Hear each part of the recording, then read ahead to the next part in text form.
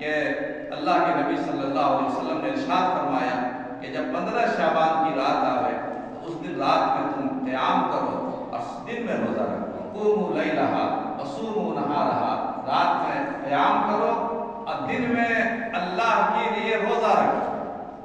دن کا روزہ رکھنا مستحب ہے، سنت نہیں ہے، واجب نہیں ہے، فرض نہیں، صرف مستحب۔ اور رات میں قیام کرنا بھی مستحب ہے، مسنون ہے۔ انسان کو اپنا مقام آگے بڑھانا ہو عبادت کرے گا۔ قیام اللیل کا حکم ہے اور صیام النہار کا حکم ہے، دن میں روزہ رکھنا ہے، رات میں قیام کرنا ہے۔ یہ کس طرح کرنا ہے؟ اللہ کے نبی صلی اللہ علیہ وسلم نے یا صحابہ نے کبھی مسجدوں میں اس کے لیے اہتمام نہیں کیا۔ یہ مسجد میں کرنے کی چیز نہیں ہے،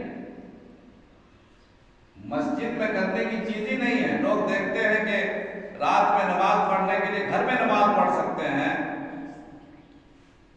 شب برات کی عبادتیں گھر میں ادا کر سکتے ہیں، قرآن کی تلاوت گھر میں کر سکتے ہیں، جگہ ہے ان کے پاس، گنجائش ہے، لیکن مسجد چلے جاتے ہیں، سمجھتے مسجد میں زیادہ ثواب ملے گا۔ ارے آپ نے اپنی مرضی سے سمجھ لیا کہ مسجد میں زیادہ ثواب ملے گا، اپنی مرضی کا نام دین نہیں ہے۔ من احدث فی امرنا ھذا فہو رد، جو ہمارے اس دین میں نئی بات پیدا کرے گا وہ مردود ہے۔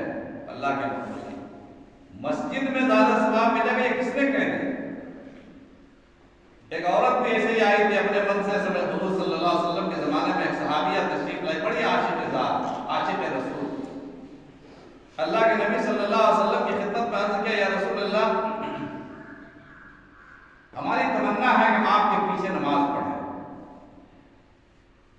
حضور اکرم علیہ السلام مسجد میں عورتوں کو نماز پڑھنے دینا پسند نہیں فرماتے تھے۔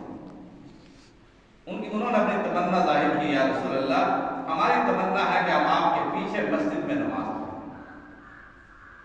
حضور اکرم علیہ السلام نے ارشاد فرمایا کہ میں جانتا ہوں تمہاری تمنا ہے، تمہاری آرزو ہے، تمہاری خواہش ہے کہ میرے پیچھے نماز پڑھنے کی تم سعادت حاصل کرو، لیکن تمہاری نماز اللہ کے نزدیک گھر میں پڑھنا بہتر ہے مسجد کی نماز سے۔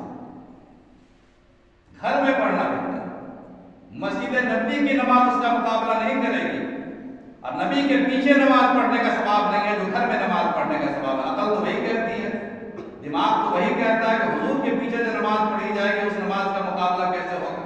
اب مسجد نبی میں تو ایک نماز کا ثواب 50,000 نماز کے برابر ہے، روایتوں میں آتا ہے۔ تو مسجد نبی میں نماز پڑھیں گے، نماز کا ثواب بہت بڑھ جائے گا۔ حضور کے پیچھے نماز پڑھیں گے، نبی کے پیچھے نماز پڑھیں گے،